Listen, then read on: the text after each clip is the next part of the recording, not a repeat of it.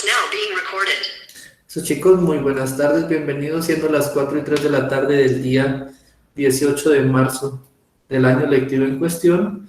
Procedemos a dar inicio a la clase del día de hoy. Uy, estaban atentos para poner la asistencia, muy bien.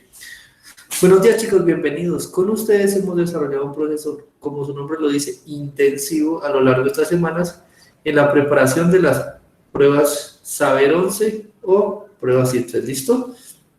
Modelo estándar colombiano, no les van a preguntar cosas muy complicadas, todo lo van a manejar y todo ya lo hemos estructurado hasta el día de hoy, ¿listo? Con ustedes hemos cerrado todos los solucionarios, incluso el que desarrollaron el fin de semana pasado, lo resolvimos muy rápido, muy concreto, ¿listo? Ahora, rápidamente a todos y cada uno de ustedes, a conciencia, les hago la siguiente pregunta. ¿Listos? ¿Tienen alguna duda? ¿Están listos? ¿Tienen algo en ciencias que en este momento ustedes quieran que compartamos? No importa, traje todos mis solucionarios, todos, absolutamente todos los cuestionarios que tenemos, que hemos trabajado para que ustedes me digan en tal pregunta, la verdad no entendí y la retomamos desde cero, ¿listo?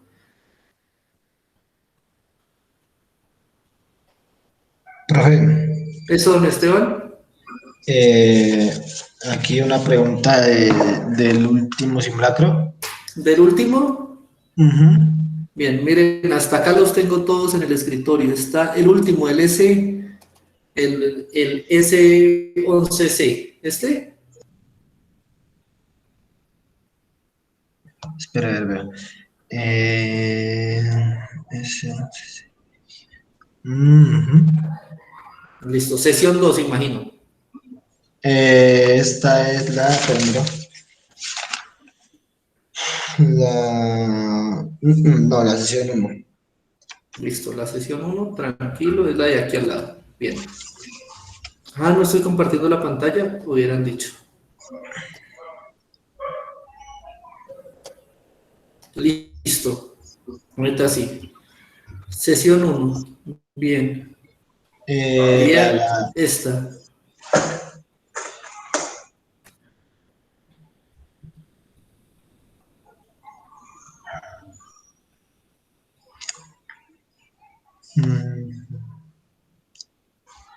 La 115, profe. 115. Listo, vamos a verla. 115, listo. Vamos a repetirla, ¿listo? Simplemente la 115 dice lo siguiente. Vamos a ver cómo es la vuelta aquí. Bien, listo. Entonces, nos dice, a continuación se muestra una reacción química. Listo, tenemos, siempre recordemos, voy a sacar más diapositivas. Ah, no, las tengo acá de apoyo. Entonces, aquí va a tener diapositivas en blanco. Entonces, siempre recordemos lo siguiente, es muy importante en química. Tenemos reactivos, sustancias que se unen entre sí o que se mueven, que reordenan sus moléculas y sus átomos para formar productos. ¿Listo? Siempre es muy importante entonces que nosotros analicemos la flecha. La flecha siempre va a ir saliendo de los reactivos, llegando a los productos. ¿Por qué? Porque yo puedo hacer la flecha al contrario y en ese caso cambiaría el sentido. ¿Listo? No hay problema. Siempre vamos a recordar eso. La pregunta que durante este tiempo nos ha congojado y que ustedes ya saben es: un reactivo A más un reactivo B reaccionan para producir C más D. ¿Listo? La velocidad del sistema está dada por una constante, ¿listo? Y se ha demostrado experimentalmente que lo que pasa es que las moléculas de A van buscando una velocidad en las moléculas de B y B sucesivamente busca A, ¿listo? Cuando ellas dos reaccionan, se chocan, vienen dos esferas en el espacio y chocan para establecer nuevos enlaces. En ese caso, la velocidad, además de ser proporcional a una constante, es proporcional a la concentración de los reactivos. ¿Listo? Listo. ¿Qué más nos dice aquí? ¿Esta constante debería tomar en cuenta los productos? Pues resulta que no, porque una vez A y B forman los reactivos, perdón, A y B forman los productos, C y D, los productos quedan inactivos. No es que químicamente no funcionen, no es que desaparezcan, no, sino que ya C y D ya son sustancias estables energéticamente. Entonces, ¿cómo se hace esto? Siempre tengo una energía acumulada. El objetivo del sistema es estabilizarse en una energía menor o estabilizarse. Resulta que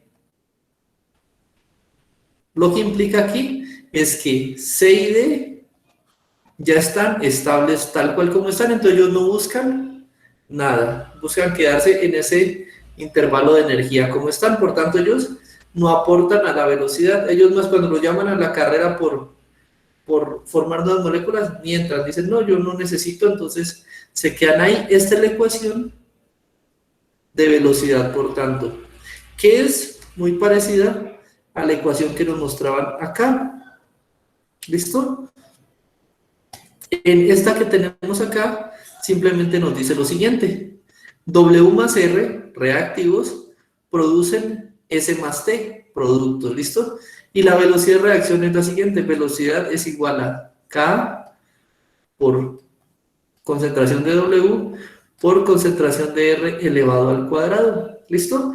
Ese cuadrado, ¿dónde sale? De ahí una serie de estudios cinéticos que determinan los coeficientes a los cuales van elevados. Listo, no hay problema ahí. De ahí, ¿yo qué saco? Entonces, de ahí vamos a sacar algo muy importante y son relaciones proporcionales. Entonces, velocidad va a ser directamente proporcional a la K, ¿cierto? Si aumento la K, aumenta la velocidad. Ahorita, velocidad directamente proporcional a la concentración de W. Si aumenta W, aumenta la velocidad. Y velocidad directamente proporcional a la concentración de R elevado al cuadrado. Imagínense, si quiere póngalo como R al cuadrado o como quiera. Y listo, la idea es que si R aumenta, la velocidad va a aumentar. ¿Bien? Entonces, hasta ahí vamos. La pregunta nos dice que es cada uno de ellos. Entonces, con base en la ecuación anterior, si se duplica la concentración de R, bueno, entonces yo voy a pasar a un nuevo estado donde voy a tener 2R. ¿Listo? 2R de concentración. Eso lo voy a elevar al cuadrado, lo estoy aumentando y de paso, eso que aumente lo voy a elevar al cuadrado, entonces lo estoy haciendo cada vez más grande. Si hago este factor cada vez más grande, la velocidad se va a hacer más grande, ¿sí? Eso está claro ahí. Pero, ¿qué pasa? Miremos que matemáticamente esta ecuación es un conjunto, es una ecuación en total. Perdón, me quedo. Ese pulso mío está horrible hoy. Listo. Entonces, este sistema que tengo aquí es una ecuación. ¿Listo? Que indica que si un factor aumenta, depende de los demás. Porque, por ejemplo, supongan que hago muy grande R, pero muy pequeño W, entonces la velocidad me va a aumentar, pero por otro lado me va a estar disminuyendo. Entonces, en este caso, si nos queda complicado verlo, pongámosle números. Volumen, asumo que K es 1, W es 1 y R es 1. ¿Listo? Al cuadrado. Entonces, ahorita sí hago esa operación. 1 por 1, 1. 1 al cuadrado es 1, entonces todo este valor me da una velocidad igual a 1. Ahora, supongo que lo duplico. 1 se mantiene igual, no estoy metiéndome con él. Tampoco estoy metiéndome con W. Y aquí en lugar de eso coloco 2. Dupliqué la concentración de R. 2 al cuadrado, 2 por 2, 4. Por 1, me va a dar 4. Miren que la velocidad está variando, pero la velocidad depende de las 3 concentraciones, ¿listo? Yo no puedo decir que solo depende de la concentración R. Vamos a ver qué nos dicen las respuestas. Dicen, la velocidad disminuirá. ¿Qué pasará con la velocidad de reacción? Disminuirá. Falso, porque si la concentración de R se duplica, la velocidad debe ser afectada. Eso es lo que nos dice acá. ¿Listo? Entonces, falso por esa parte. Después, sigamos con la B. La B nos dice, porque la B aumentará, muy bien. Porque la velocidad de reacción depende de R, muy bien. Si R aumenta, velocidad aumenta. Eso es lo que tenemos en el recuadro y está muy bien. Y no de W, falso. Porque miren, ese otro recuadrito, el que estoy haciendo ahorita mismo. También, si la velocidad puede aumentar, si la concentración de W aumenta. ¿Listo? Depende de la concentración de los reactivos, ambos. No solo de uno. ¿Listo? C disminuirá, falso, Porque a mayor concentración de reactivos, menor es la velocidad. Falso, hemos visto que la concentración de reactivos es proporcional a la velocidad, entonces a mayor uno, mayor el otro. Bien, y D aumentará, la última que nos queda y la correcta, D aumentará porque cuando se incrementa la concentración de R, la velocidad se incrementa. No nos dicen en qué factor, simplemente nos dicen si aumenta. ¿Por qué? Porque depende de la concentración de W y de la concentración de B. Perdón, de la concentración de W y de la K que tengamos en el sistema. ¿Listo? Y eso va a ser la velocidad. ¿Hasta ahí alguna pregunta? Una de estas era parecida, pero nos daban era la velocidad. Era igual a K, o la concentración del nitrógeno. No, por la concentración del NO, por la concentración de otra cosa que no me acuerdo, creo que era hidrógeno, una cosa así. Otra pregunta nos la daban así. Y también es la misma estructura. Nos preguntan es, ¿qué pasa si modifico los reactivos? Y siempre es lo mismo. Si usted modifica cualquier reactivo, la velocidad cambia, aumenta proporcional al aumento de los reactivos y a la forma como estén moviéndose. ¿Listo? Entonces, la respuesta correcta ahí sería la D. ¿Listo, Esteban? Sí, profe, listo. ¿Comprendí esa parte? ¿Alguna otra Sí. pregunta hasta ahí? Eso, Esteban. Aproveche. ¿Tiene alguna otra pregunta? No importa el solucionario, los tengo casi todos aquí en staff, si no tengo abierto el Classroom y entramos en un momentico a buscarlo. ¿Listo? Si ven, antes tal vez no lo habían entendido, pero ya poniéndole números, usted ya puede hacer la respuesta rápidamente. ¿Listo? Cuando usted tenga un problema de cálculos en el ICFES y tenga la duda, póngale números, pero números pequeños, 1, 2, ¿listo? Y eso les ayuda a ustedes en un momentico a hacer la operación rápida y pueden comparar, así como hicimos aquí para lo del tigre, no sé si por aquí está la pregunta, o era en el otro solucionario, ¿recuerdan esa que teníamos? No era en el otro, que teníamos una pregunta aquí, teníamos que hacer la aceleración del, permítanme que cargue, la aceleración del tigre y la aceleración del perro, ¿está? Simplemente le poníamos numeritos, hacíamos con las tablas los números, hacíamos los análisis que necesitábamos y ya podíamos descartar rápidamente. ¿Listo? ¿Cuál es la idea aquí? Es muy simple, que las preguntas que sean muy fáciles, rápidas y que no necesitan mucha explicación, usted las responda intuitivamente, con una capacidad de lectura alta y crítica, y un pensamiento científico establecido. Entonces, esa es la respuesta, usted rápido sale y en esa se puede tomar el tiempo de hacer los cálculos que se le antoje para asegurar la respuesta correcta. ¿Listo? ¿Hasta ahí alguna pregunta? Chicos, tráiganlas, aprovechen, que hoy es la despedida. No sé, yo. Profe, yo otra. Hágale, Esteban, pregunte. En el primer simulacro, la segunda sesión, la pregunta 54 que habla de la glándula tiroides. ¿Primer simulacro? Ah, pero primer simulacro de nosotros, el primero. Pues sí, el primer simulacro que hicimos. Listo, vámonos para acá al Classroom. ¿Me puede decir el código? ¿Lo tiene a mano? No, profe. S11, no. Bueno, vámonos para acá. A ver cuál es y de acuerdo al matachito ya los voy reconociendo. Primer simulacro que hicimos, trabajo en clase, formulario, ver más. Ah, ya creo que es el S16N, ¿cierto? El S16N1, bien. Vamos a ver si no lo tengo por aquí. ¿Cuál era ese? Es que yo lo aprendo a reconocer ya por el matacho. Ese que arranca con las cajas de Petri, muy bien. A ver.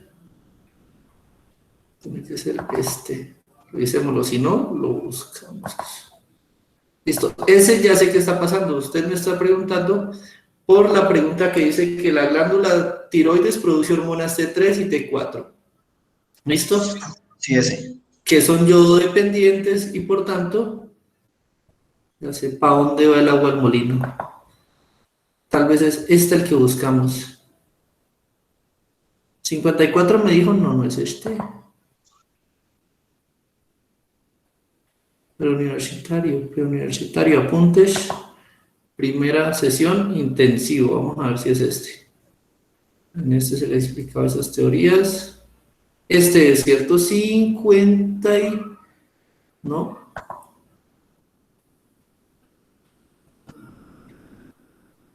54, no, no fue este.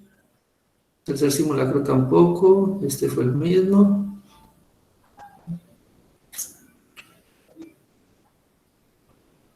¿No tiene por ahí a mano el código? No, profe, pues este es de... Pues no, pues yo me acuerdo que es el primer simulacro nomás. Listo. No, tranquilo, pero ya sé cuál es su pregunta. Déjenme la busco en un momentico y si no la recuerdo aquí. A ver. ¿Me puede decir la primera pregunta de ese simulacro cuál era? Espéreme, a ver, la busco. De esta era el ciclo de vida de una lombriz parásita. Que aparecía un puerquito ahí y eso. Sí, la de esta, la lombriz parasitaria. Ese era el... Creo que no lo encontré. ¿Qué te hiciste? ¿Qué te habéis hecho? Bueno, no ha aparecido, pero igual vamos a hacerlo a capela, como dicen los maestros de canto. Esa pregunta la recuerdo. Dice lo siguiente. Entonces, le va a decir usted la siguiente cosa. Usted tiene una glándula que se llama tiroides. ¿Listo? La tiroides. Resulta que la tiroides sintetiza dos hormonas, principalmente una que se llama T3 y otra que se llama T4. ¿Listo? ¿Qué le dice ahí también? Que estas dos hormonas son yododependientes, es decir, que ellas necesitan yodo para ser sintetizadas. Y miremos por qué, aprovechemos todos los mecanismos tecnológicos que tenemos. Veamos. Hormonas T3 y T4. ¿Listo? Miremos la estructura química de ellos y ahí van a entender perfectamente por qué son yododependientes. Veamos, a ver. Mírenlas, aquí están. Ella es una de las estructuras. ¿Sí ven? Necesita yodo aquí, en este punto necesita yodo y acá también. Ellas necesitan átomos de yodo para que sean incorporados. Aquí están, T3 y T4, y justamente les presento la hormona tiroides. ¿Listo? La glándula de la tiroides. Ellas necesitan yodo para que lo incorporen. Si no hay yodo, el organismo no puede generar yodo de la nada para meterlo ahí. ¿Listo? Entonces, por eso es necesario que lo consigamos de algún lado. ¿De dónde? De la alimentación. Entonces, este yodo solo se obtiene de alimento. Listo. Y ya vemos que T3 y T4 son yododependientes. Si no hay yodo, no las puedo fabricar. ¿Listo? ¿Quién las fabrica? La tiroides. La tiroides la fabrica. ¿Listo? Pero resulta que acontece que por acá hay una glándula que se llama la glándula pineal. ¿O era la pituitaria? Creo que era la pituitaria. ¿Me acuerdas, Esteban, cuál de las dos es? ¿Pineal o pituitaria?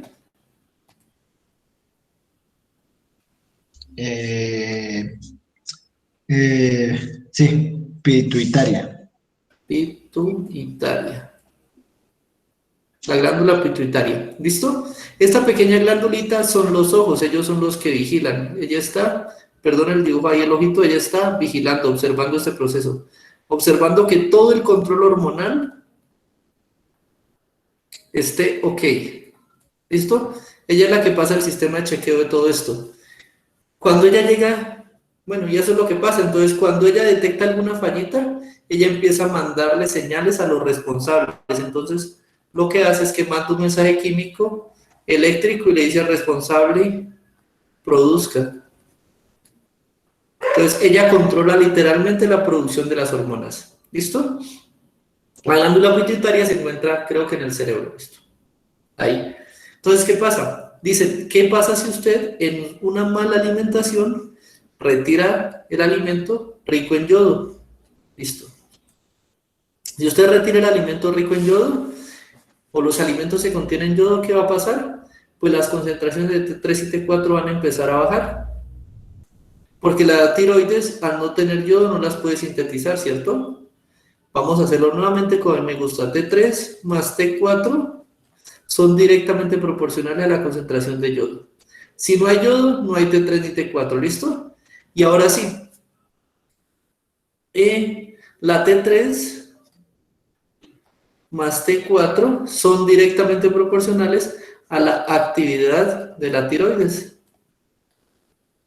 ¿Listo?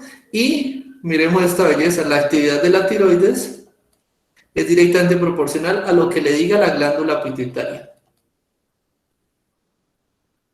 ¿Listo? O sea que se activa todo ese complejo que tenemos ahí. Si baja, pero aquí viene el concepto, viene lo raro, la glándula pituitaria funciona así. Si baja la concentración de las hormonas, ella se activa. ¿Listo? Entonces, T3 y T4 están bajando. La glándula pituitaria detecta eso, entonces manda el primer llamado de atención a la tiroides para que produzca. La tiroides toma el poquito yodo que tenía reservado porque las glándulas siempre guardan algo y sintetiza T3, listo, y T4. Bien, pero sigue bajando la concentración, entonces la pituitaria vuelve a mandar otro mensaje a la tiroides de que produzca más. La tiroides saca la reserva, saca el concho, raspa el tarro, mejor dicho, yodo, y se le acaba. Ya no hay yodo. Con eso, sintetiza lo poco que puede, ¿listo? Pero eso no es suficiente. Nuevamente la pituitaria vuelve y detecta que hay un fallo. Entonces, vuelve y manda un mensaje. ¿Listo? Y la tiroides ahí sí le dice, primero hace como caso omiso. La glándula dice, bueno, no me llegó el mensaje, voy a esperar a que me den yodo. No llega el mensaje, no llega el mensaje. Entonces, la pituitaria, como buen jefe, empieza a aumentar su actividad. ¿Pero actividad para qué? Para mandar mensajes. Para decir, produzca, produzca, produzca, porque ella no lo está produciendo. ¿Listo? Y T3 y T4, ¿qué pasa? Como no hay yodo en el sistema, ellos van a seguir cayendo. Entonces, T3 y T4 van a la baja. ¿Por qué? Porque son directamente proporcionales al yodo. Si no hay yodo, no hay nada. ¿Listo? Y si baja la T3 y la T4, la actividad de la pituitaria aumenta, ella se empieza literalmente a estresar y empieza a pedir a gritos que la sinteticen. Pero la tiroides, que es la fábrica, la que debe fabricarlas, dice, no, no hay de dónde sacar, entonces no te lo puedo sintetizar. ¿Listo? Entonces ahí empieza. Las respuestas decían, si mal no recuerdo y la memoria no me falla, las respuestas decían, disminuye la concentración de T4 y aumenta la actividad de la tiroides. Esa era falsa porque si baja T3 y baja T4 son las dos al tiempo, las dos requieren yodo, o baja una y la otra también baja, ¿listo? No. Todas las que decían T3 y T4 solamente las descartábamos. Había una que decía, disminuye la concentración de T3 y T4 y hay una hiperactividad de la glándula pituitaria. Esa es la respuesta correcta. T3 y T4 caen y miren lo que estamos viendo aquí en el análisis que hacemos es la actividad que tiene la pituitaria se aumenta drásticamente porque ella está pidiendo a gritos que sea realizada la síntesis de las hormonas, ¿listo? Pero como no hay yodo, no puedo seguirla sintetizando, entonces se detiene el proceso. Esto por eso la respuesta correcta creo que era la D, la que dice literalmente eso, disminuirá la concentración de T3 y T4 y habrá hiperactividad de la glándula pituitaria. Sí, profe. Listo. ¿Entendiste por qué, Esteban? Sí, ya. Listo, Entendí. listo, eso me gusta. ¿Alguna otra pregunta? Despachen las que estamos aquí a capela, pero así me gusta que trabajemos. Que entiendan ustedes todo. Si pueden traer el número del simulacro, perfecto. Si quieren compartir su pantalla para mostrarlo, perfecto. Cualquier cosa, hoy es su clase. Aprovechen.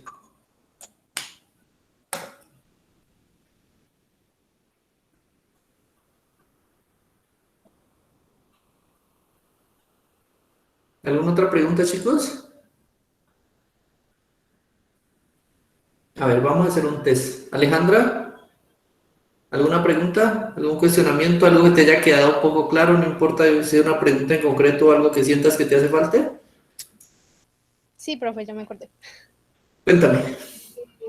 Pero es que no tengo el simulacro, pero lo único que me acuerdo era que decía que era 3 bombas que estaban, si no estoy mal, llenas de agua y que se sumergían en un tanque.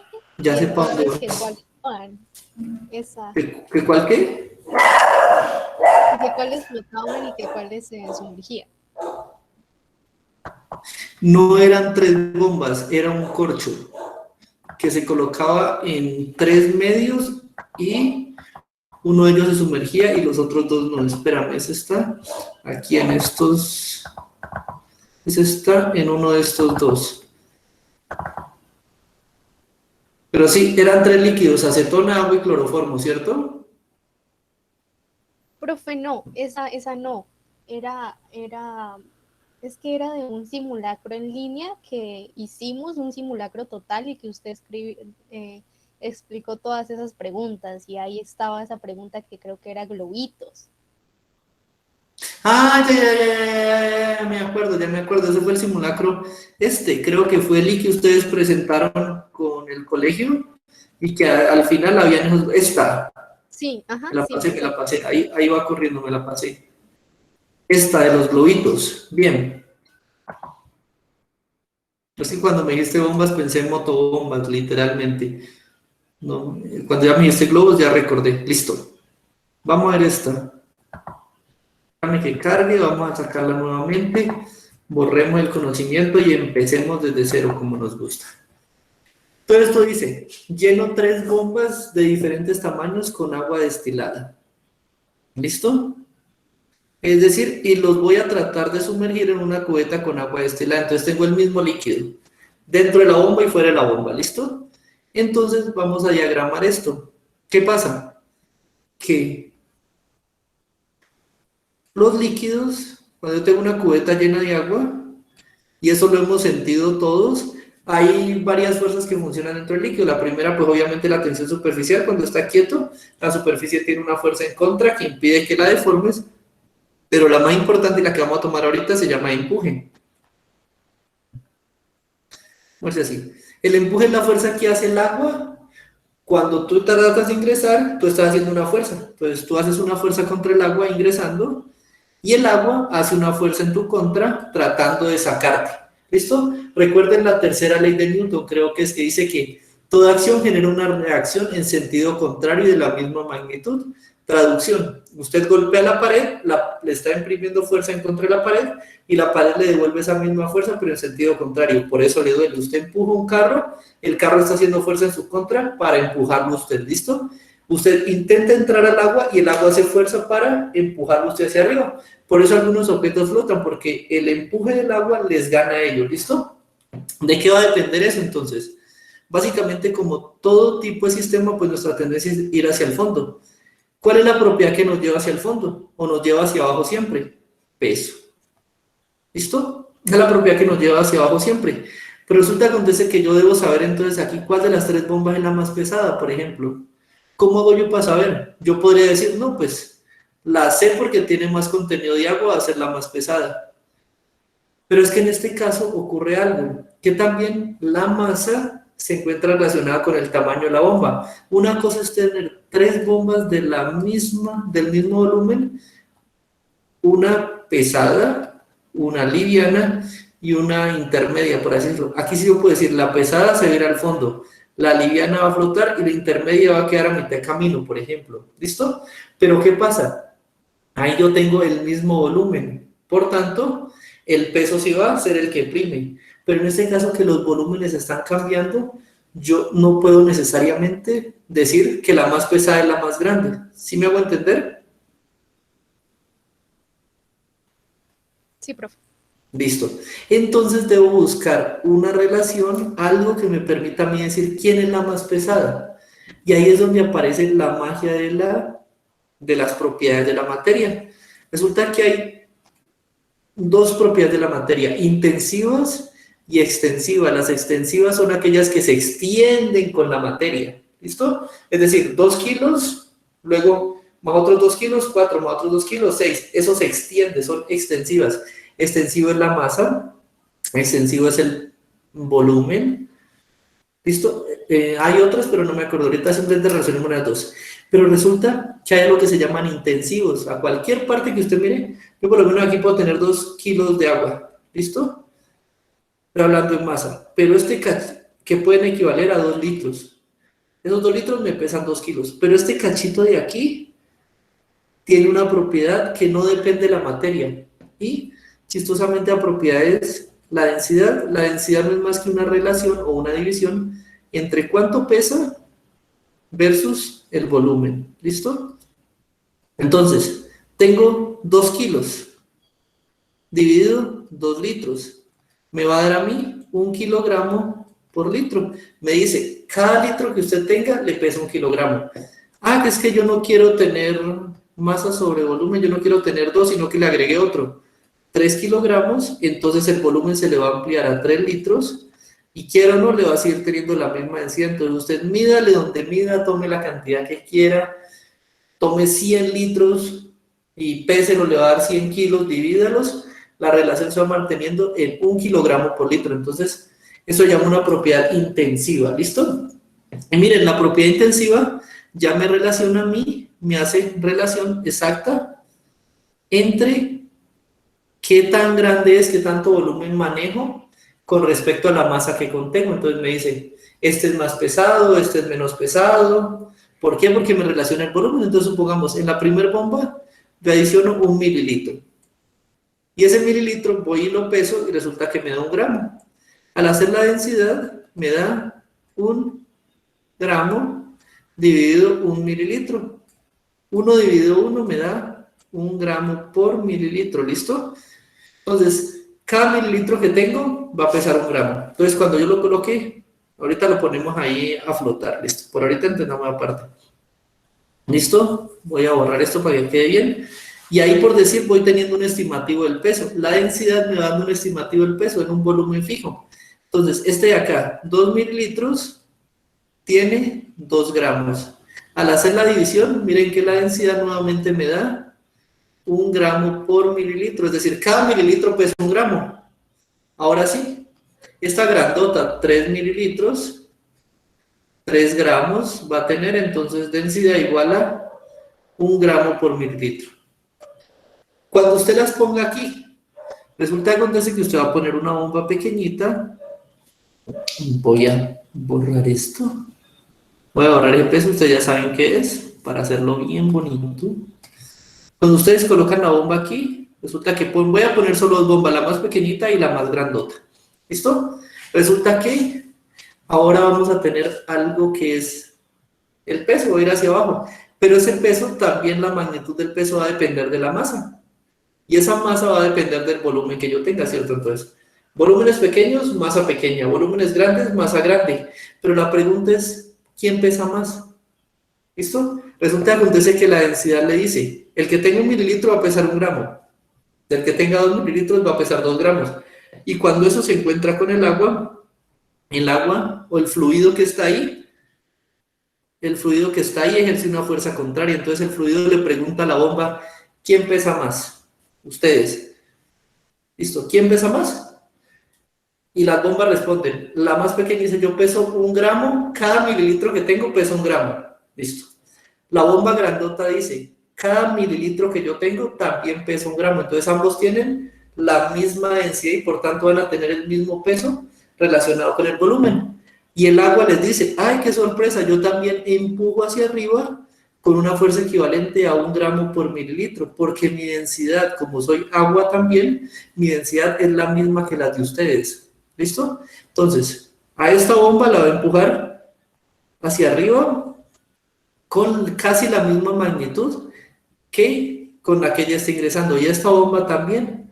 Por eso es que las 2 bombas, bueno, dibujemos la tercera. Por eso es que las 3 bombas en este sistema flotarían. ¿Listo? Porque están intentando ingresar y el peso de ellas, el peso por mililitro de cada una de ellas, se iguala con el empuje que hace la fuerza del agua, se iguala con la densidad del agua. ¿Listo? Esa es la explicación física y es como la más complicada que hay, porque la otra consiste en el proceso de flotabilidad de Arquímedes, que también se los voy a explicar a ver. ¿No entienden? O sale por un lado o sale por el otro, pero el que sale, sale. Eso, Alejandra. ¿Qué descubrió Arquímedes? Arquímedes, él tenía un problema, el rey lo había mandado a llamar para... Le robaron la corona, se le perdió durante un tiempo, la recuperó, pero creía que la corona era falsa, porque lo que había encontrado, según él, pesaba menos. Entonces él dijo, no, ¿yo cómo cómo lo relaciono? La masa es la misma, pero él me dice que es falso. Entonces él dijo y determinó, el volumen no puede ser el mismo y la densidad de los materiales no puede ser la misma. Entonces dijo, usted coja un líquido, sumerja algo en ese líquido, ¿listo? Lo sumerge y analiza la cantidad de volumen que se le desplaza. ¿Listo? Entonces así usted determina el volumen contenido en el cuerpo, el volumen que tiene su cuerpo. Y ahorita sí, la densidad es la masa que usted ya lo ha pesado, lo relaciona con ese volumen. La densidad de cada sustancia es, como ya vimos, es intensiva para cada sustancia. Y hay sustancias que son más densas que otras. ¿Por qué? Porque la densidad no es más que cuántas partículas caben por volumen, ¿listo? Por un cuadrito de volumen, ¿cuántas partículas hay? Entre más partículas haya, pues más denso es. Por ejemplo, estos miden el mismo volumen, pero aquí hay más partículas, por tanto pesa más, mayor densidad, ¿listo? Densidad 1 es mayor que la densidad 2. Entonces, Arquímedes, ¿qué dijo? Arquímedes estableció ese principio y luego, con base a eso, muchos científicos empezaron a determinar cómo funciona eso de la densidad. Entonces ellos descubrieron lo siguiente. Se descubre a modo de teorema, explicado por lo anterior, se descubre que hay dos opciones, que el cuerpo se hunda o que el cuerpo flote. ¿Listo? ¿De qué dependen esas dos opciones? La primera, si la descubrieron también, antes de establecer esto, descubrieron que la densidad se relaciona con el peso, ¿no? Entonces, más denso,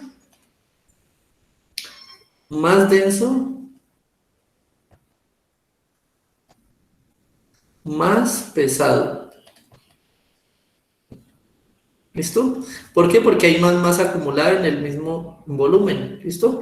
Yo puedo decir que la densidad es directamente proporcional al peso.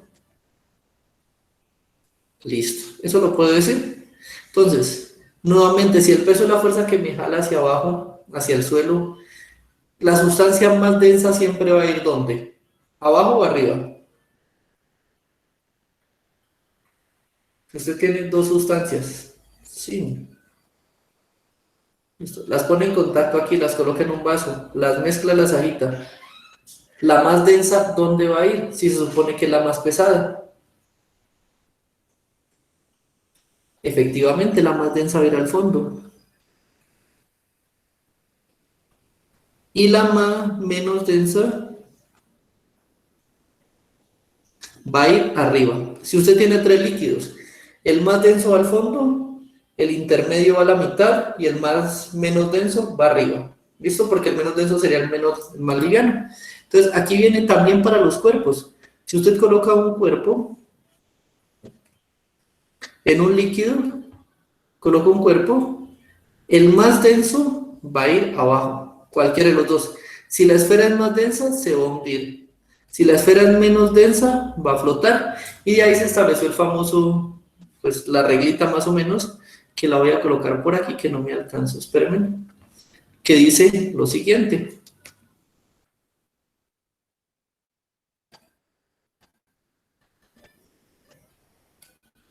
Listo. Ese grafiquito ya lo entendemos, lo hice pequeñito para que me quede más espacio. Y la regla entonces dice lo siguiente. Tenemos la densidad del líquido, la densidad del líquido. Y usted la quiere comparar con una densidad del objeto que se le antoje, ¿listo? Si la densidad del líquido es mayor que la densidad del objeto, su objeto flota. ¿Por qué? Porque el agua va a ser más pesada y va a ir abajo, siempre, toda la vida, ¿listo? También aquí llega un punto, si la densidad del líquido es mayor o igual, ¿listo? Va a ir abajo. Y se hunde si la densidad del líquido es menor que la densidad del objeto, es decir, el objeto es más pesado, por tanto se estaría hundiendo. En este caso, ¿qué tenemos? Agua destilada en el interior de las bombas, densidad del H2O. En la pileta tenemos agua destilada, densidad del H2O. Al ser ambas la misma sustancia, se cumple esto. Densidad del líquido es igual a la densidad del objeto que quiero ver flotar. Entonces, como son iguales, el objeto va a flotar. ¿Listo? Dice, A, las 3 bombas se van al fondo, falso. B, las bomba B flote, falso.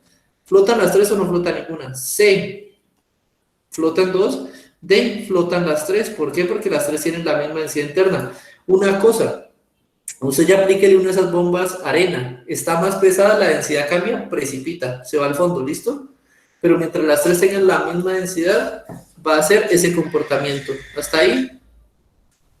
¿Sí? Sí, profe, muchas gracias. ¿Listo? A ustedes, chicos. Esa parte ya mejoró, ya entendimos esa parte. Siempre recuerden, si no se lo mecanizan así con lo de los pesos y todo ese cuento, no se compliquen. Siempre recuerden, lo más denso es más pesado. ¿Listo? Y homologuen usted a cualquier cosa que hayan visto ustedes. Cogen algo muy liviano como el icopor, y es livianito. Cogen y es menos denso. Cogen algo más denso como el hierro y es más pesado. Entonces el más pesado va a ir al fondo. Los líquidos también son así. ¿Listo? Entonces, líquido más pesado, al fondo, líquido más liviano, arriba. ¿Listo? No hay ningún inconveniente hasta ahí. ¿Entendidos?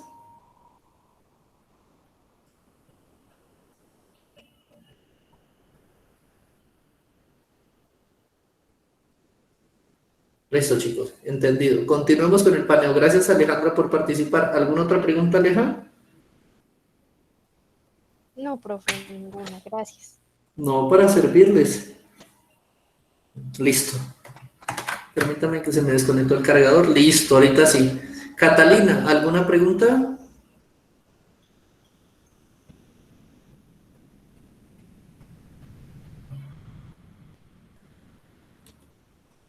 Catalina, ni siquiera sabemos si estás ahí.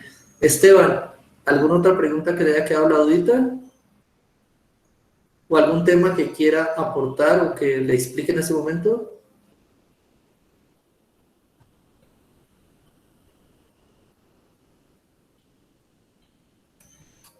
Juan Camilo,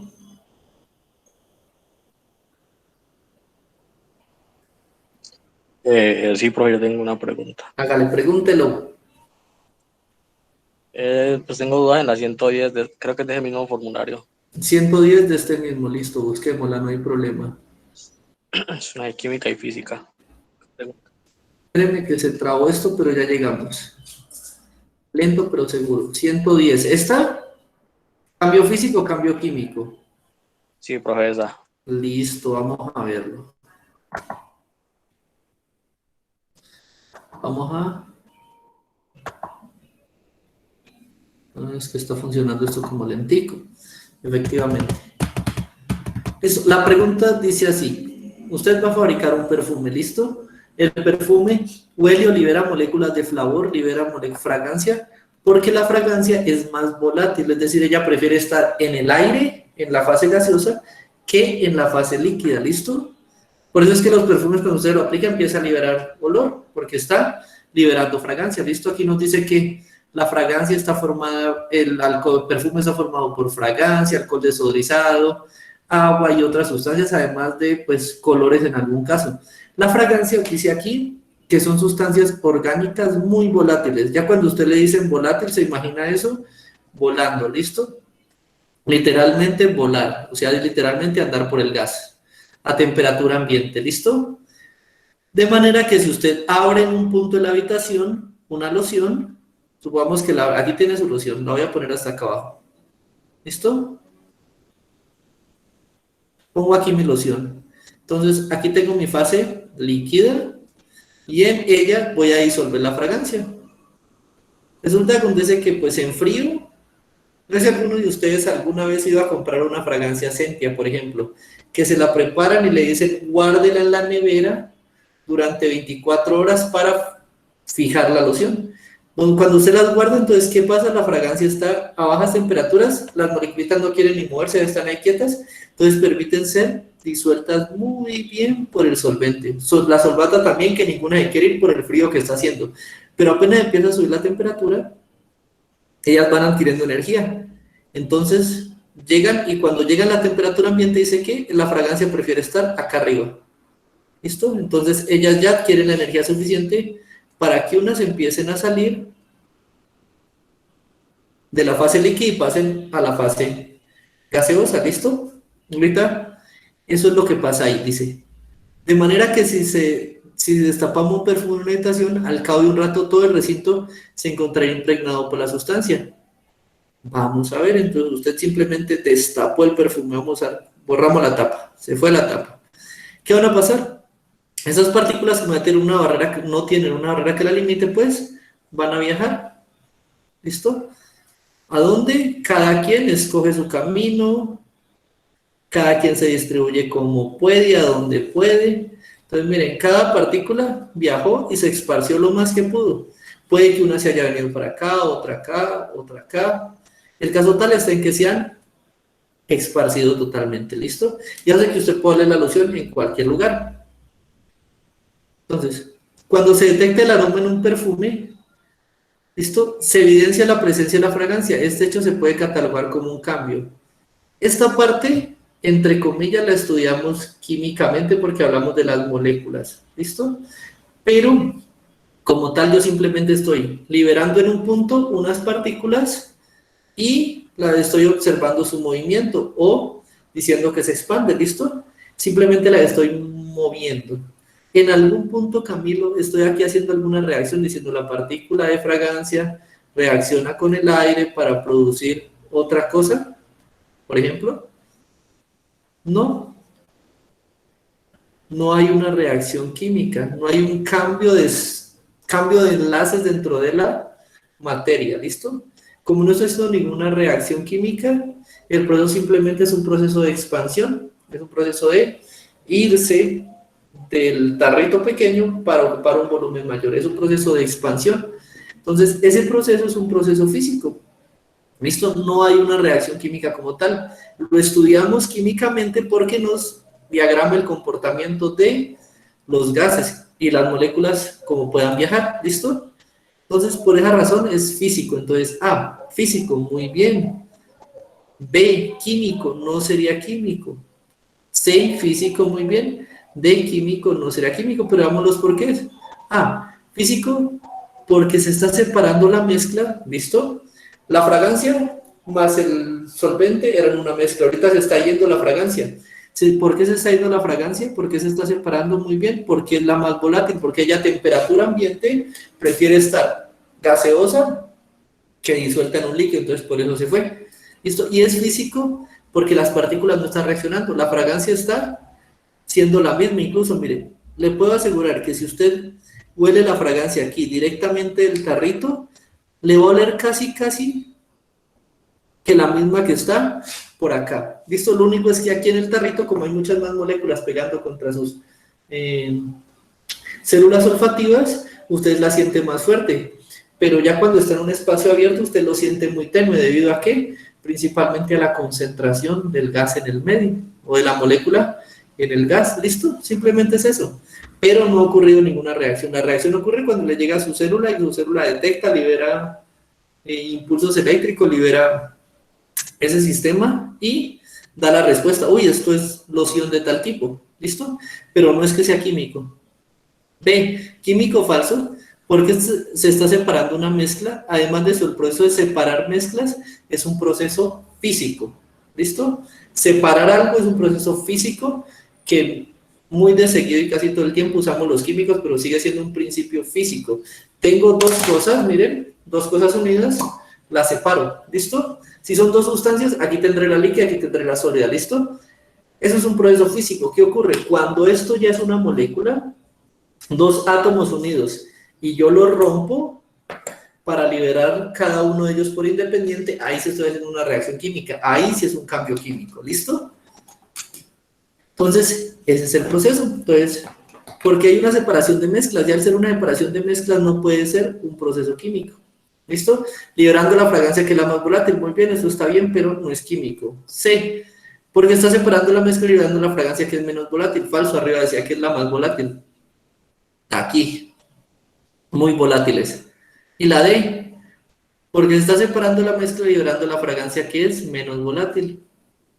Falso. ¿Listo?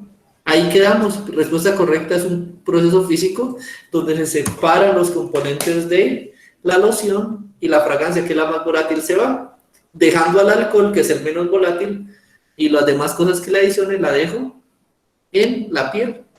¿Sí, chicos? ¿Alguna pregunta hasta ahí?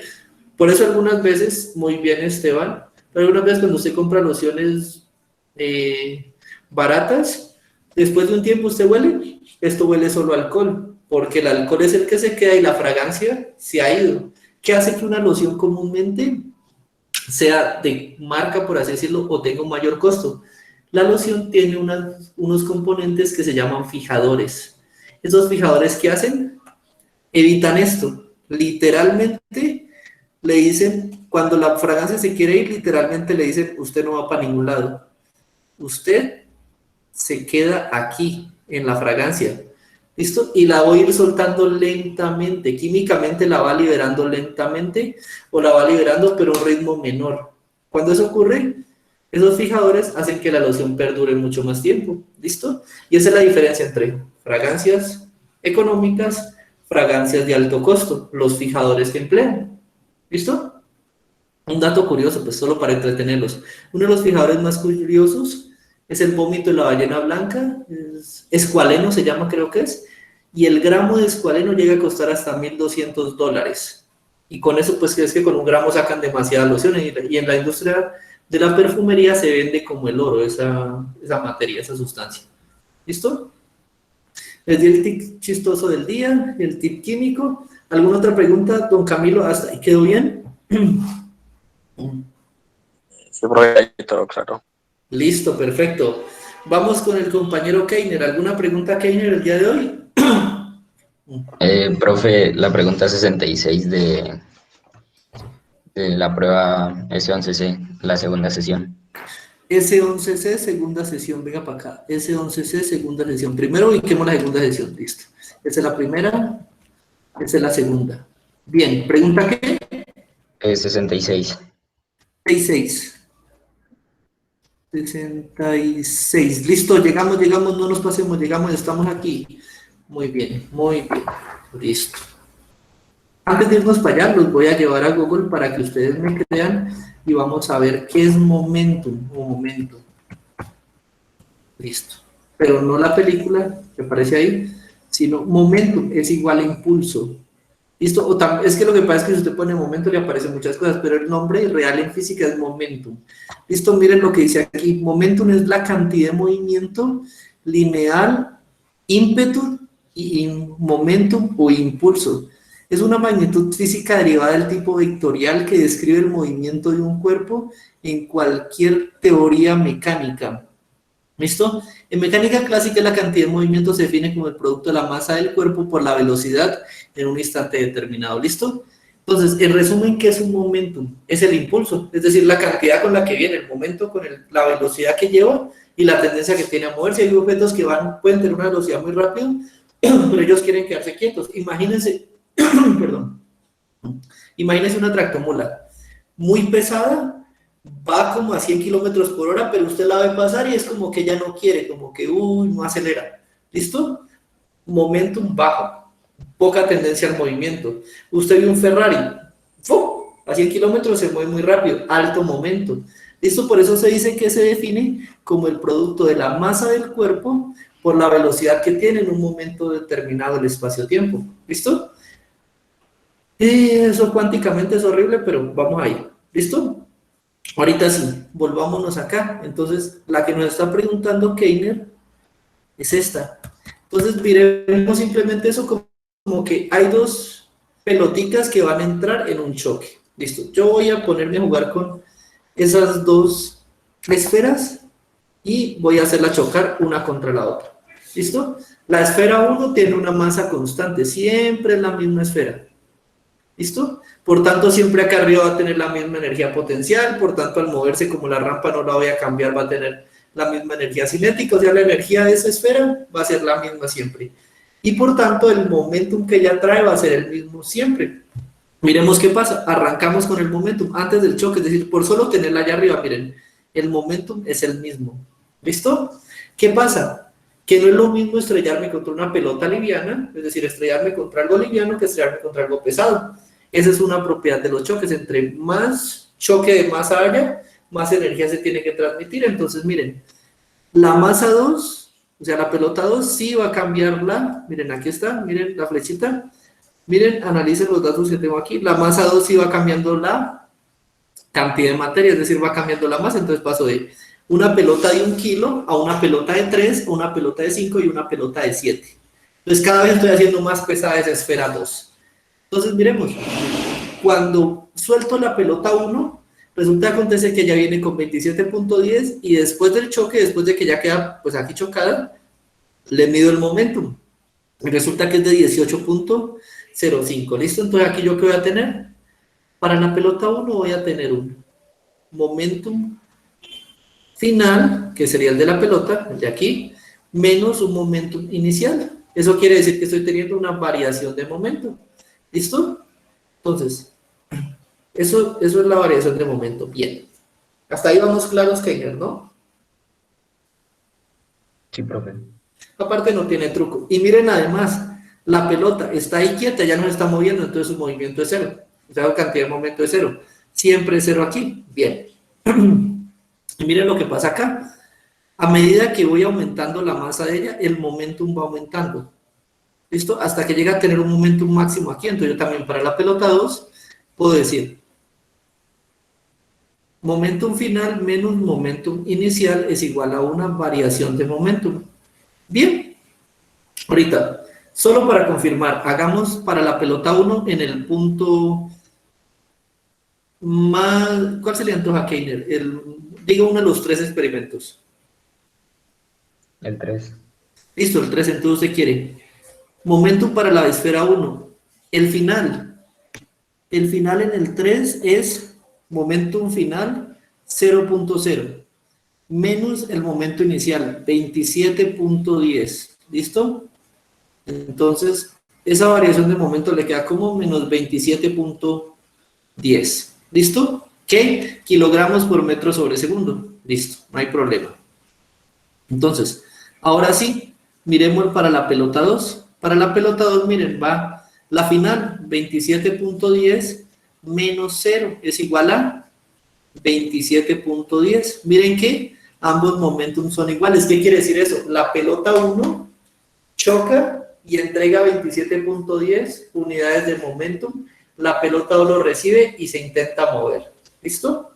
¿Qué significa el menos? El menos intenta que la pelota 1 los está cediendo. No indica que es un valor negativo, sino que simplemente en física también debe interpretar eso, los signos. Indica que los está cediendo, los está perdiendo. ¿Listo? Y el hecho de que la pelota 2 en ese momento tenga momento positivo es que los está ganando. ¿Listo? Eso implica. Listo, entonces la energía no se crea ni se destruye, solo se transforma. Ahí lo estoy comprobando. Ahorita sí. Dice, si un estudiante sabe que la variación de momento, delta de P, variación de momento, es proporcional a la fuerza. Es proporcional a la fuerza.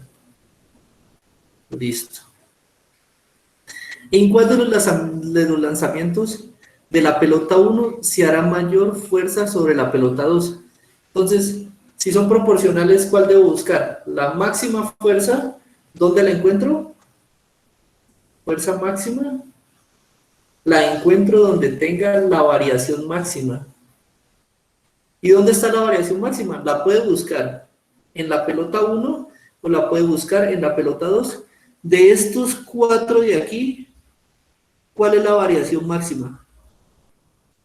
¿Cuál es el valor más alto? El 4. El 4, efectivamente, miren, 31.60. Y si usted matemáticamente hace la otra, le coge menos 4.50 menos 27.10, le va a dar 31, menos 31.60, es decir, está entregando menos 31.60 unidades de energía de momentum para que se mueva efectivamente. Entonces el 4 es donde usted tiene máximo la variación del momento. Ahí tiene la variación del momento máxima. Entonces ahí usted va a tener la fuerza máxima. Entonces el experimento que es el 4. Vamos a buscar cuál corresponde al experimento 4. También lo único difícil aquí es averiguarse los números romanos, pero bueno. Entonces, respuesta correcta ahí es la A. ¿Listo?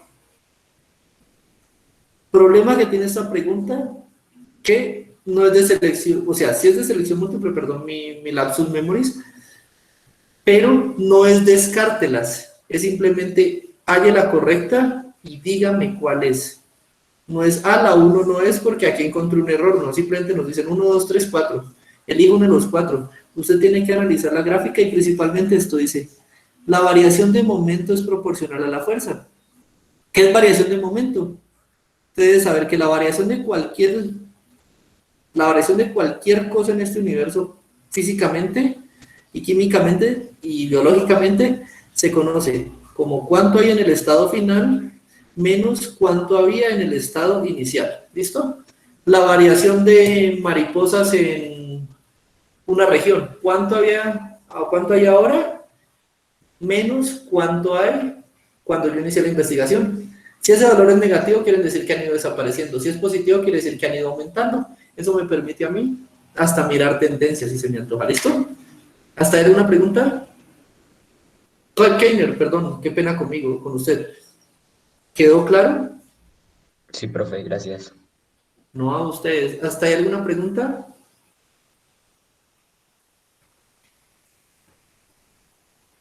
¿Listo? Espero no haya ningún inconveniente. Lo sigo recordando, lo sigo teniendo en cuenta. Entonces vamos a tomarnos nuestro descansito tradicional de 5 minutos. Volvemos a las 5:10 para continuar con este. Me voy a hidratar que ya la garganta la tengo reseca. Y volvemos a continuar con Jamie, Mayerly, Jamie, si tienen alguna pregunta.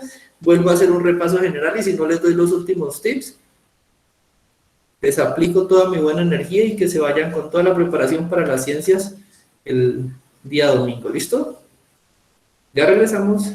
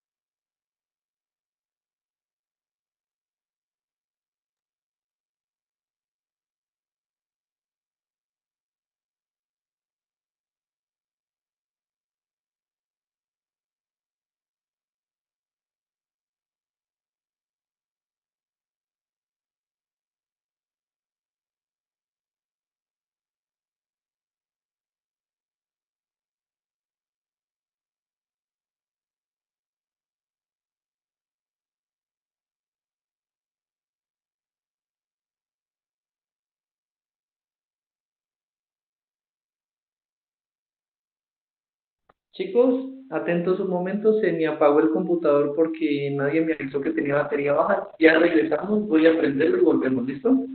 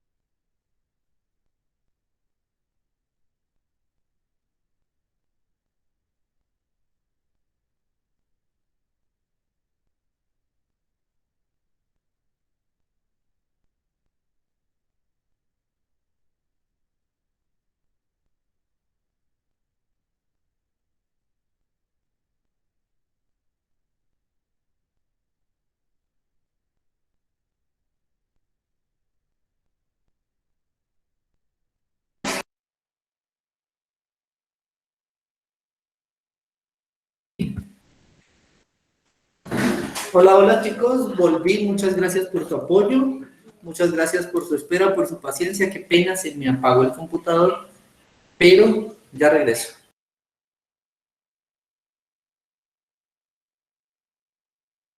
Listo, perfecto. ¿Sí ven lo lindo de trabajar con dos dispositivos? Él me salvó la grabación, gracias. Ahorita sí, no perdamos más tiempo y no se me habrán ido de aquí. Mayerly, bienvenida. ¿Alguna pregunta que quieras compartir con nosotros, tus compañeros?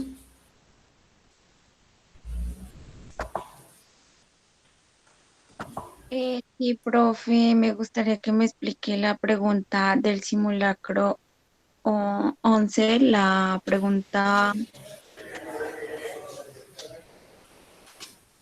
Vamos a buscar simulacro 11 con alguna letra o solo simulacro 11. con E1. Simulacro ay, gracias a Dios no tuve que golpear. S. Simulacro E1. ¿Listo? ¿Qué pregunta? La pregunta 111, 112. ¿sí? Listo, tranquila, vamos para allá.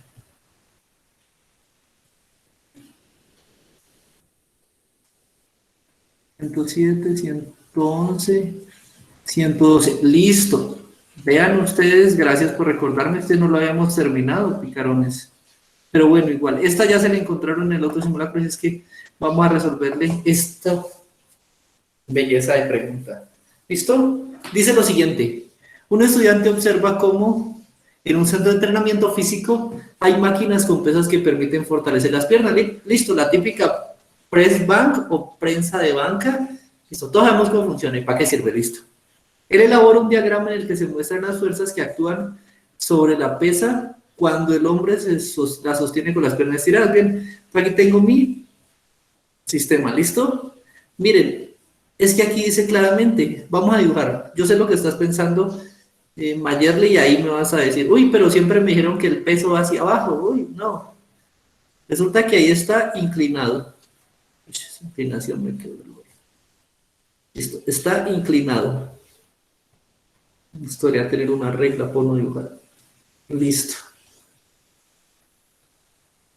Listo, entonces usted tiene su peso ahí.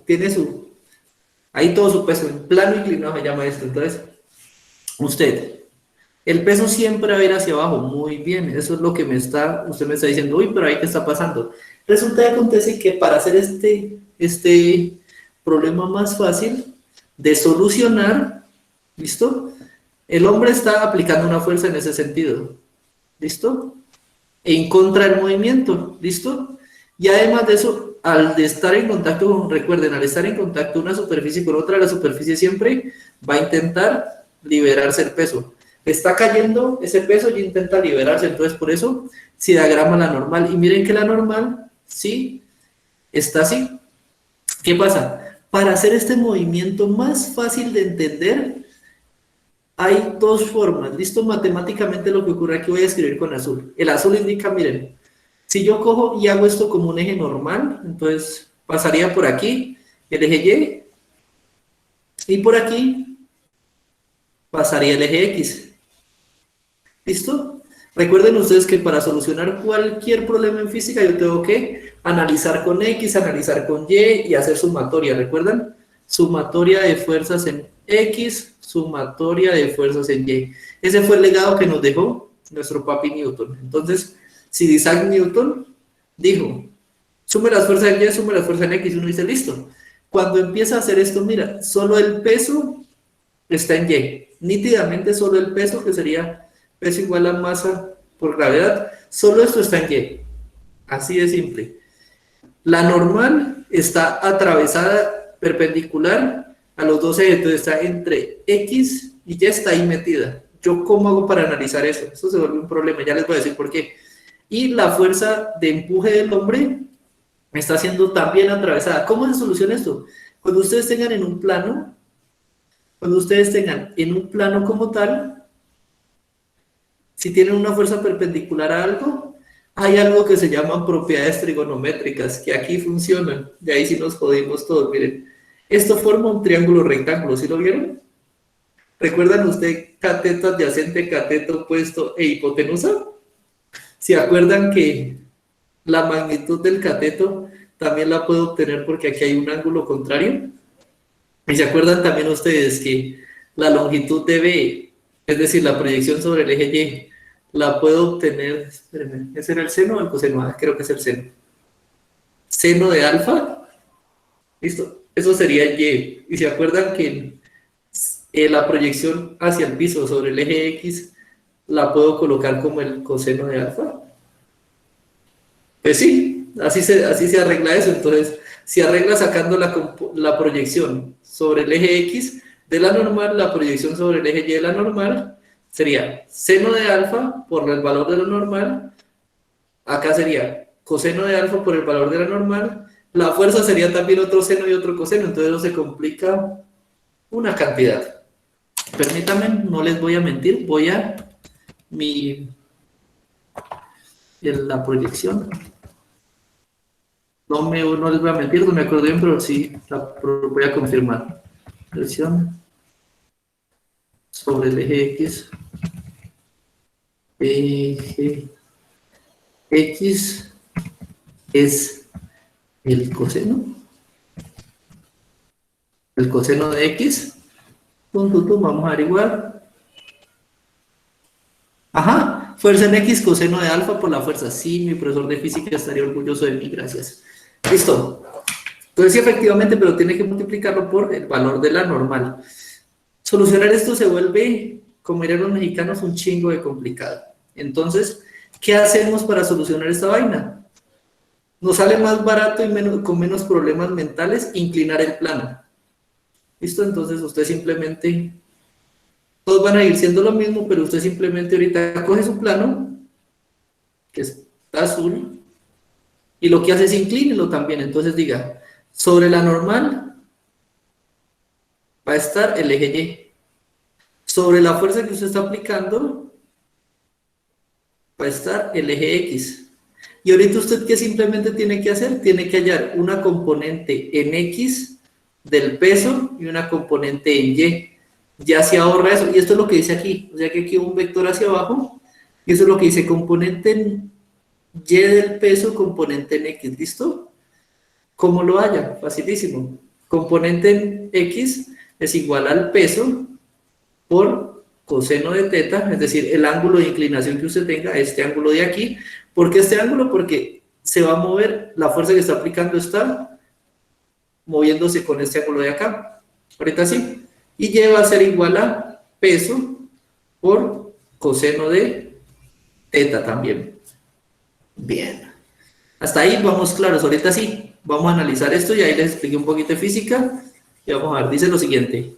Teniendo en cuenta lo anterior, ¿qué sucederá si la fuerza qué sucederá con la fuerza que tiene que hacer el hombre para levantar la pesa si el ángulo de la ubicación de la máquina disminuye? Ah, me están queriendo decir, haga el ángulo más pequeño. Vamos a hacer el ángulo re pequeño, ¿listo? Entonces vamos a dibujar aquí un plano inclinado con un ángulo menor. A ver, veamos qué va a pasar aquí. Entonces miremos que tengo yo una proyección, un componente en el eje X, que es el que yo estoy venciendo con la fuerza, y un componente en el eje Y, que es el que yo estoy venciendo, ¿listo? Entonces, ahora sí, un plano menos inclinado. Cambiar de color. Este planito, por ejemplo.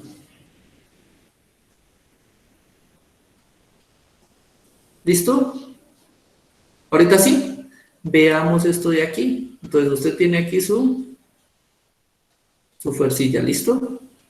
Ahorita sí, vamos a hacer el mismo sistema. Voy a colocar mi peso hacia abajo. El hombre va a hacer fuerza en este sentido. Esta es la fuerza que aplico. ¿Listo? La normal va a ir hacia arriba, como siempre. Y recuerden que la normal es proporcional al peso. ¿Listo? Entonces, entre más pese, la superficie más hacia arriba está empujando. Entonces, mayor, normal. ¿Listo? Y entonces, aquí viene el sistema. ¿Listo? Estas serían las fuerzas que están actuando. Muy bien, ahora sí. Busquemos el color azul y tracemos aquí. Aquí dibujemos entonces sobre la fuerza. Voy a colocar el eje X. Sobre este sistema voy a colocar el eje Y.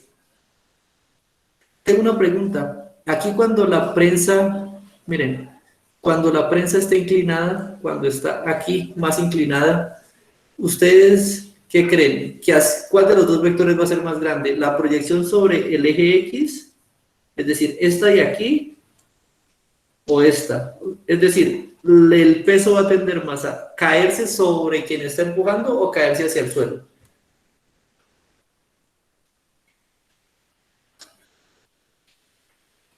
En X, ¿no? Exactamente, miren, aquí incluso, miremos aquí como dijo que, miren, aquí está apuntando hacia ese punto, listo, siempre hacia abajo. Entonces, al apuntar hacia abajo siempre en este punto, la proyección de X existe. Ahora veamos qué va a pasar. Voy a borrar el peso que yo puse aquí y me quedó hasta torcido el eje. Listo. Voy a replantear esto y vamos a poner aquí el eje. Y vamos a decir que el peso, una pequeña mentirilla piadosa que ustedes me van a creer, voy a asumir que el peso está yendo como en esta dirección. ¿Listo? Miremos aquí, saquémosle proyección sobre el eje X.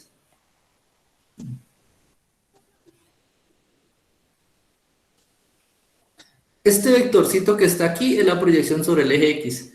Es lo que el hombre tiene que vencer. Mientras que acá, en el eje Y, va a ser esta otra.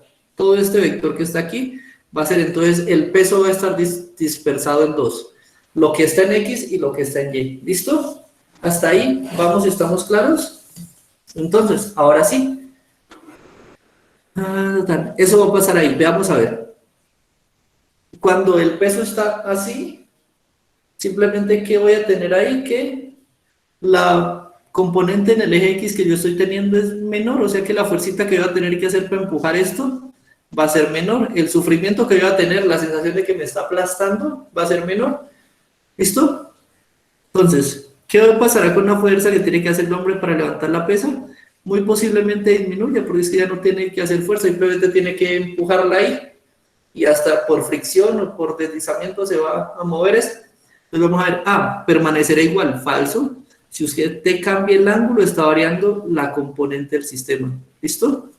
Ay, Dios mío, espérenme un momento. Paren las imprentas.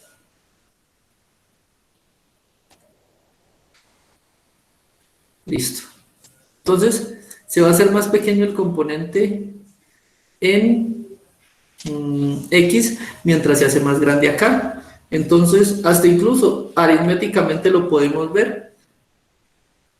Bueno, luego les explico eso en el coseno, pero entonces se va a hacer más pequeñito este valor. Listo. Entonces no permanecerá igual. Disminuirá, tal vez sí.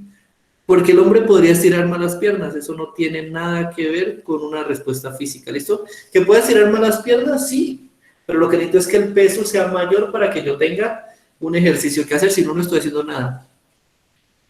Se aumentará porque la fuerza normal es mayor que el componente del peso en la dirección X. Miren, la normal aquí se hace más grande, ¿listo? Se hará mucho más grande y es más grande que el componente en X. Pero usted la fuerza la está haciendo en X o en Y. La fuerza usted la está haciendo en X. Entonces, por esa razón es que usted también siente como esa sensación de que no puede empujarlo bien. ¿Listo? Y en este caso no tiene nada que ver. Mal que bien, lo que yo quiero hacer es empujar mi cajita en función del eje X. ¿Listo? No la quiero empujar hacia arriba porque no tiene nada que ver. Quiero arrastrarla por esa prensa, entonces no me interesa la fuerza normal. La fuerza normal es la que hace la máquina contra la pieza que estoy empujando. No. Me queda la D, la dice disminuirá.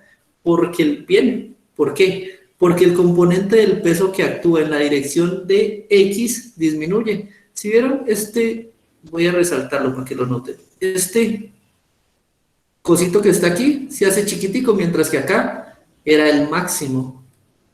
Esto era mayor, entonces como si es pequeñito ese componente, yo puedo efectivamente decir que va a disminuir la fuerza. ¿Qué hago? Simplemente empujarlo me va a costar menos. Respuesta correcta, la D. ¿Listo, chicos? ¿Hasta ahí entendido? ¿Quedó claro?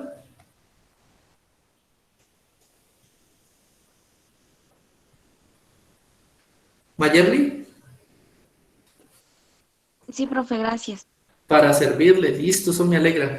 Si ven que vamos sacando información así, ya hasta me están dando ideas para el otro preuniversitario. Jamie Meneses, bienvenida. ¿Alguna pregunta?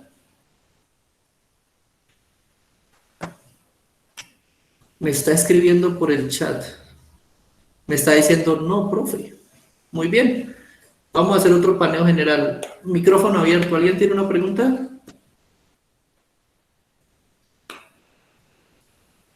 Sí, profe, yo tengo la última. Eso, Esteban, hágale, dispárela. Pues esta sigue después de la de que le pregunté de la glándula tiroides. La de... ¿Quién usted allá, mano? Un hongo que afectaba los cultivos de papa. ¿Tiene usted ahí a mano que me pueda mostrar el solución? O sea, simplemente enfóqueme la primera página que me permita ver, comparta la pantalla o la cámara que me permita ver cuál es. Que para saber y lo ubico rápidamente acá entre el mamotreto de documentos.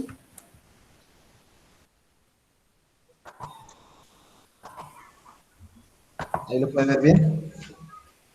Espérenme, ¿alguien está viendo la cámara de Esteban? No, espérenme, ¿cómo se hace eso? Esteban, bien.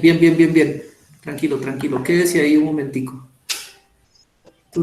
Ya se lo ubico, ya sé cuál es esa. Listo, bien. Gracias, Esteban, este es. Listo, ya lo ubiqué. Ese es el S11L1. Sí, Bien. creo. S11L1. Este no es. Ese tampoco es. Tampoco es. Este tampoco es. Este es en blanco, listo. Ay, ya dimos con el truco, muy bien.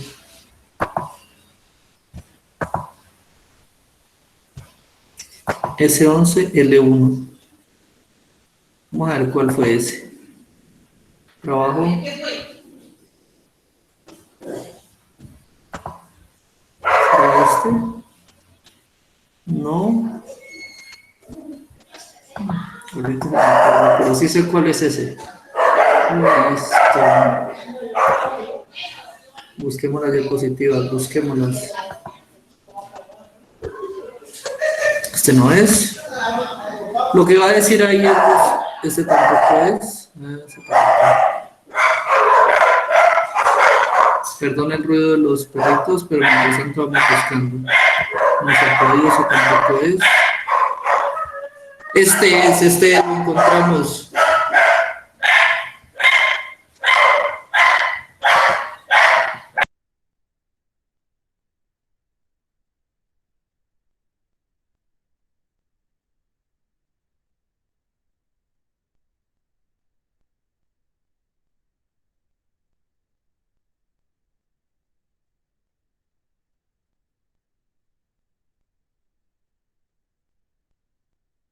Listo, ya se tranquilizaron. Listo, ya estoy descargando también el documento. Relájese y vamos con esa. Poder.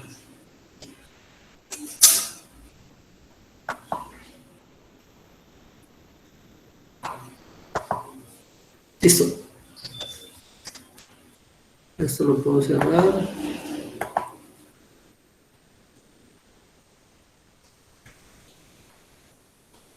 Esperemos descargue. Ya sé qué dice esa dice.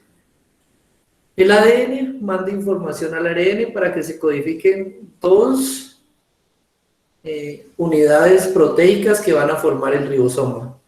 ¿Listo? Y nos pregunta qué pasa con el funcionamiento de las unidades proteicas si uno de los ARN es dañado por un hongo. ¿Cierto? Listo. Ya se está abriendo en este momento con Esteban. Quedamos. ¿Qué pregunta me dijo que era?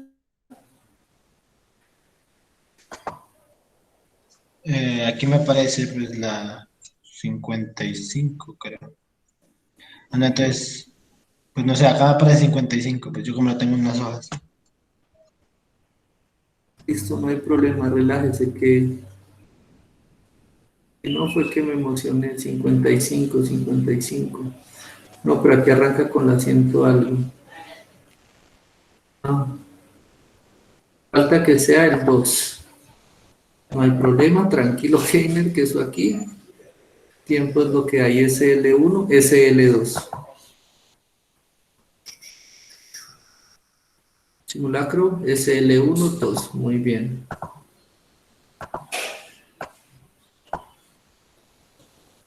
Descargarlo y vamos a verlo, no hay problema. Ya tengo tantas cosas abiertas que se está volviendo lento, pero no importa, no importa. Ahí les voy comentando. Recuerden, la principal fuente o la principal mensajero que tenemos para dar órdenes a la célula es el ARN. ¿Qué hace él? Él es una copia del ADN que sale del núcleo, puede salir, el ADN no puede salir, y me va a mandar información para que yo haga ciertas codificaciones y tenga ciertos sistemas en regla. ¿Listo? Ahorita sí, esta será la 50 y... Esta es 54. Listo, Keiner. Listo, Esteban, ya llegué. Entonces, miren, la pregunta fácilmente reza de la siguiente forma. Usted tiene un hongo. El hongo de alguna u otra forma le daña una de las cadenas de ADN que usted saca del núcleo. Entonces, ¿qué pasa? Dentro del núcleo se tiene su ADN feliz de la vida, él coge y se transcribe y se traduce para formar ARN. ¿Listo? Una pequeña parte de ese ARN que se viene en el ADN se va a formar una subunidad madura del ribosoma, es decir, se forma esta cadenita.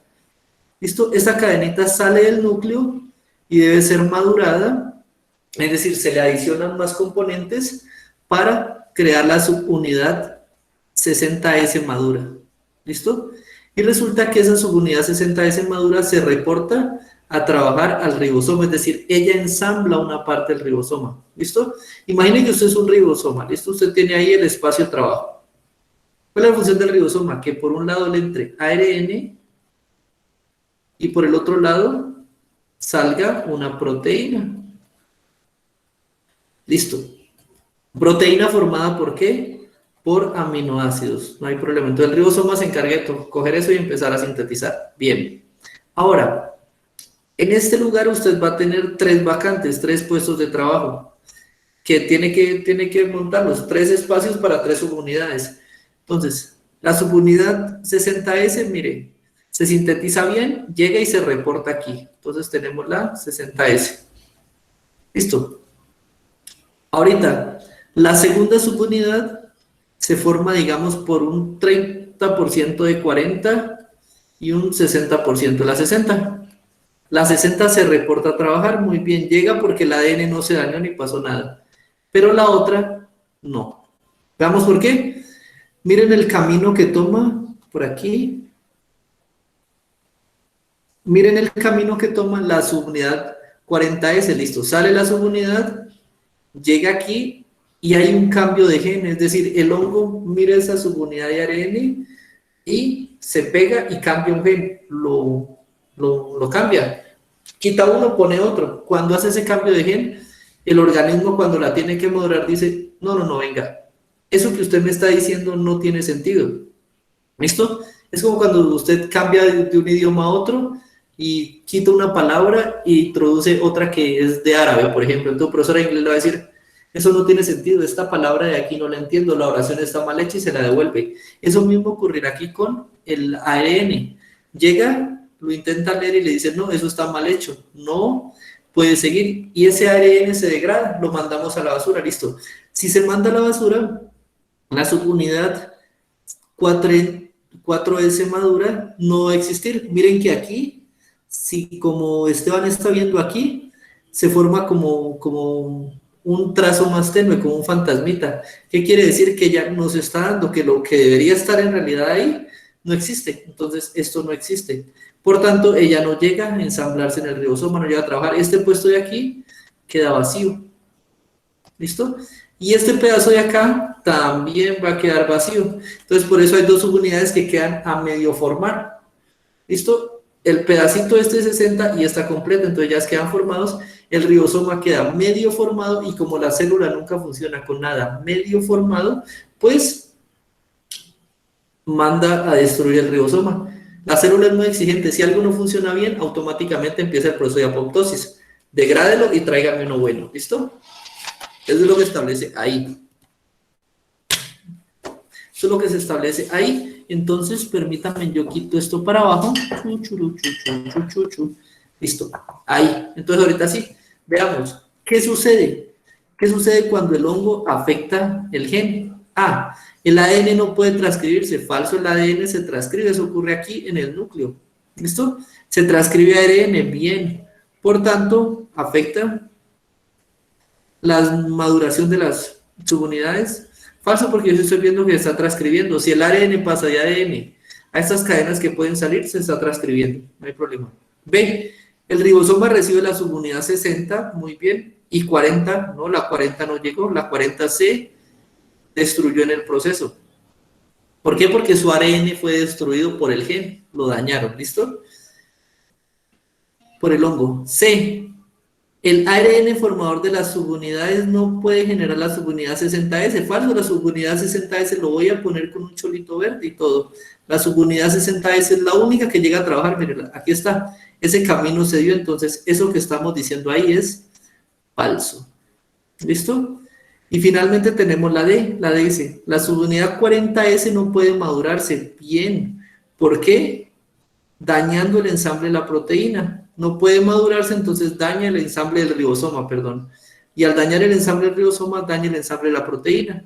Entonces, muy bien, respuesta correcta, la de la 55, la D. ¿Listo, Keiner? ¿Listo, perdón, Esteban? Sí, profe, listo. ¿Listo, entendido esa parte? Ujú. Así me gustan más las clases. Muy bien, chicos. ¿Alguna otra pregunta?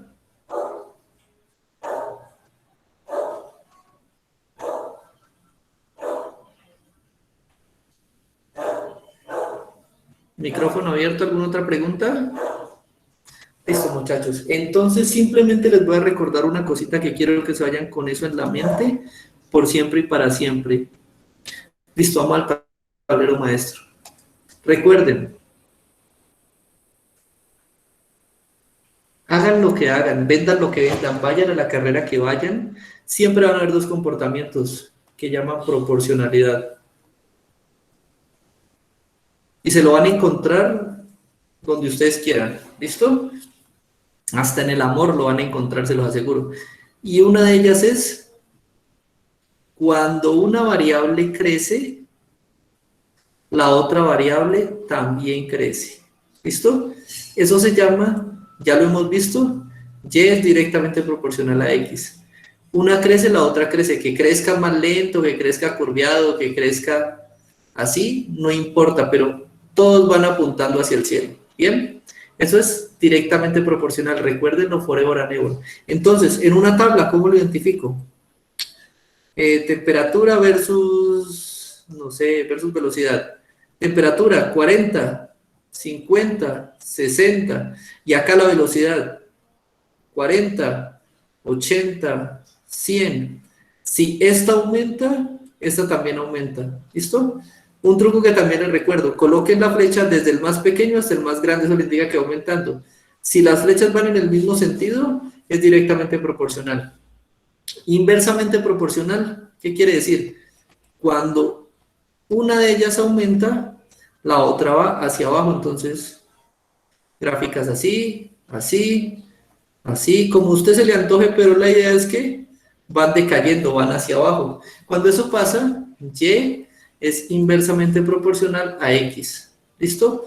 Una aumenta, la otra disminuye. ¿Listo? Y eso en el ITSE lo preguntan por montones. ¿Listo? Esa es la clave. Si ustedes entienden eso, ya tienen el 60% del ITSE de ciencias naturales solucionado. Entonces, listo. ¿Cómo funciona eso? Nuevamente en una tabla. ¿Qué tienen? Temperatura, 10, 20, 30. Presión. Entonces, supongamos aquí a 10 es 50, 30, 10. Hagan la flecha desde el más pequeño hasta el más grande. Listo. Acá es al contrario. Si las flechas van en sentidos contrarios, son inversamente proporcionales. Mientras una crece, la otra crece. ¿Listo? Y eso ya vieron a lo largo de este preuniversitario que es el pan de todos los días en casi todos los cuestionarios. ¿Listo? Creo que proporcionalidad es con ese. Que sea lo que Dios quiera, ¿listo? Pero esa parte me la entendieron, chicos. Sí, profe. ¿Listo, Alejandra? Y con esa parte me despido. Espero que les vaya súper bien en las pruebas. Cualquier cosa, cuenten con mi apoyo en lo que necesiten. Un químico para colaborarles en lo que ustedes puedan. Y felicitaciones a todos los que participaron. No sé, no me dejen poner sentimental. ¿Alguna pregunta? ¿Algo? ¿Les subo al Classroom? Si mañana... Ah, no, pero ustedes ya terminaron el curso con bien, no tienen que recuperar. Ya, mañana... Uy, ya se fueron todos. Ah, no, es que yo fijé la pantalla. Perdón. Recuerden, mañana descansar, hoy quemen neurona toda la que quieran, tal vez mañana también quemen neurona, repasen. El sábado, consejo, el sábado relájense, paseen, vayan a la naturaleza. No es que se van a poner a tomar, claro está, o sea, pasean, se entran en contacto, hacen meditación, hagan deporte, lo que lo relaje, porque eso ayuda a que su organismo biológicamente fije conocimiento, ¿listo? Y lleguen a la prueba lo mejor descansados posibles para que así puedan tener el rendimiento óptimo y el rendimiento máximo.